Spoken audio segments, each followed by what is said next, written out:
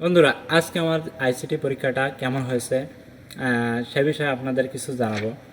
দেখুন, যখন আমাদের আইসিটি পরীক্ষার সময় এমসিকিউটা দেয় বা টিকটি দিয়েছে, তখন টিকটি আমি পড়ে দেখি একটাও টিক পাই না। তখন একটা উপায় বের করলাম।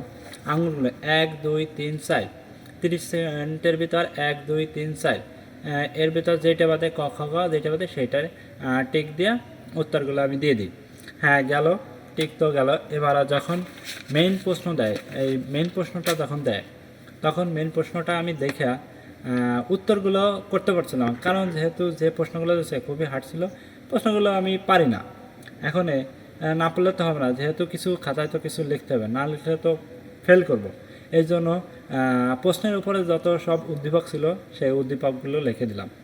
লেখার পরে লিখতে লিখতে ধরো 20 মিনিটের ভিতর আমার উদ্দীপকগুলো লেখা হয়ে গেছে।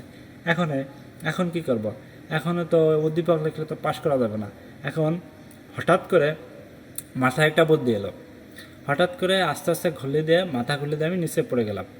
পড়ে গেলে এখানে হলে যত শিক্ষক ছিল, যত ছাত্রছাত্রী ছিল, তারা দৌড়ে এসলো।